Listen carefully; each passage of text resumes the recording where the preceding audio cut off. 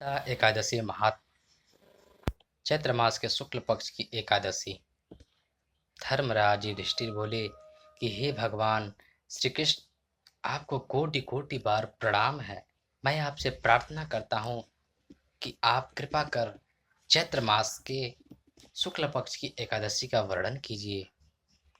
भगवान श्री कृष्ण बोले कि हे राजन, आप एक पुरानी कथा सुनिए जिसको वशिष्ठ जी ने राजा दिलीप से कही थी। राजा दिलीप ने पूछा कि गुरुदेव, चैत्र मास के शुक्ल पक्ष की एकादशी का क्या नाम है? उसमें किस देवता की पूजा होती है तथा उसकी विधि क्या है? सो सब आप कृपा पूर्वक कहिए। महर्षि वशिष्ठ जी बोले, हे राजन, चैत्र मास के शुक्ल पक्ष की एकादशी का नाम कामदा है। यह पापों को नष्ट कर देती है। जैसे अग्नि सूखे काष्ठ आदि को जलाकर नष्ट कर देती है, वैसे ही कामदा एकादशी के पुण्य के प्रभाव से पाप नष्ट हो जाते हैं और पुत्र की प्राप्ति होती है। इसके व्रत से कुयोनि छूट जाती है और अंत में स्वर्ग की प्राप्ति होती है। अब मैं इसका महात्म्य कहता हूँ, ध्यान पूर्वक सुनो। प्राचीन काल में एक भोगीपुर नामक नगर था। वहाँ पर अनेक ऐश्वर्यों से युक्त पुंडरीक नामक का एक राजा राज्य करता था। वहाँ अनेकों अप्सरा, गंधर्व, किन्नर आदि वास करते थे। उसी जगह ललिता और ललित नाम के स्त्री पुरुष अत्यंत वैभवशाली घर में निवास करते हुए विहार किया करते थे। वे दोनों एक दूसरे को बहुत प्रेम करते थे और अलग हो जाने पर व्याकुल हो जाते थे। एक समय राजा पुंडरीक गंधर्व सहित सभा में शोभायमान थे। उस जगह एक समय राजा पुंडरीक गंधर्व सहित सभा में शोभायमान थे। उस जगह ललित गंधर्व भी उनके साथ गाना गा रहा था, परंतु उसकी प्रियतमा ललिता उस जगह नहीं थी। इससे वह उसको याद करने के कारण अशुद्ध गाना गाने लगा। नागराज करकोटक ने राजा पुंडरीक से इसकी शिकायत की।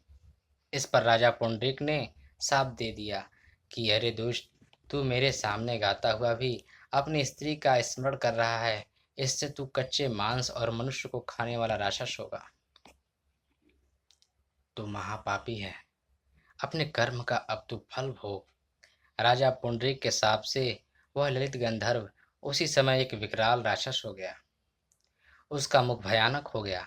उसके नेत्र सूर्य चंद्र के समान प्रदीप्त होने लगे। मुंह से अग्नि निकलने लगी। उसकी नाक पर्वत की कंदरा के समान विशाल हो गई और गर्दन पहाड़ के समान लगने लगी। उसके सिर के बाल पर्वत पर उगने वाले वृक्षों के समान दिखाई देने लगे। उसकी भुजाएं 2-2 योजन लंबी हो गई।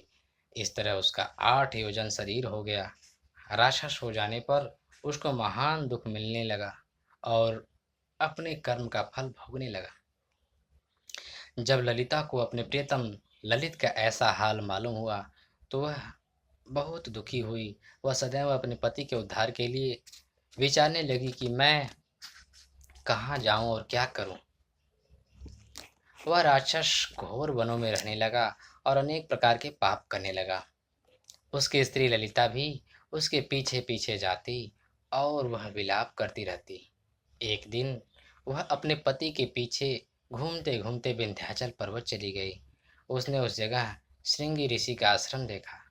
वह शीघ्र ही उस आश्रम के पास गई और उस ऋषि के सम्मुख जाकर विनय करने लगी। उसे देखकर श्रृंगी ऋषि बोले कि हे सुभगे, तुम कौन हो और यहाँ किस लिए आई हो? ललिता बोली, हे मुनि, मैं बिरधन्वा नामक गंधर्व की कन्या ललिता हूँ। मेरा पति राजा पुंडरीक के शाप से एक भयानक राक्षस हो गया है। इससे मुझे महान दुख हो रहा है। आप उसे राक्षस योनि से छूटने का कोई श्रेष्ठ उपाय बतलाइए। तब श्रृंगी ऋषि बोले, अरे गंधर्व कन्या ललिता, अब चैत्र मास के शुक्ल पक्ष की एकादशी आने वाली है। उसका नाम कामदा एकादशी है। उसके व्रत करने से मनुष्य के समस्त कार्य शीघ्र ही सिद्ध हो जाते हैं। यदि तू उसके व्रत के पुण्य को अपने पति को देगी तो वह शीघ्र ही राक्षस योनि से छूट जाएगा और राजा का शाप शांत हो जाएगा। मुनि के ऐसे वचनों को सुनकर ललिता ने आनंद पूर्वक उसका व्रत किया और द्वादशी के दिन ब्राह्मणों के सामने अपने व्रत का फल अपने पति को दे दिया और भगवान से प्रार्थना करने लगी, हे प्रभु, मैंने जो यह व्रत किया है उसका फल मेरे पतिदेव को मिले, जिससे उनकी राक्षस योनि से शीघ्र ही छूट जाए। एकादशी का फल देते ही उसका पति राक्षस योनि से छूट गया और अपने पुराने स्वरूप को प्राप्त हुआ। वह अनेक सुंदर वस्त्रों तथा आभूषणों से अलंकृत होकर पहले की भांति ललिता के साथ विहार करने लगा।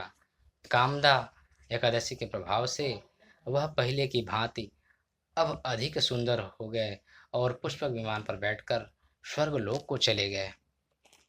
हे राजन, इस व्रत को विधि पूर्वक करने से समस्त पाप नष्ट हो जाते हैं। इसके व्रत से मनुष्य ब्रह्म इत्यादि के पाप और राक्षस आदि की उनसे छूट जाते हैं। संसार में इससे महान कोई दूसरा व्रत नहीं है। इसकी कथा व महात्म्य के श्रवण व पठन से वाजपेय यज्ञ का फल प्राप्त होता है।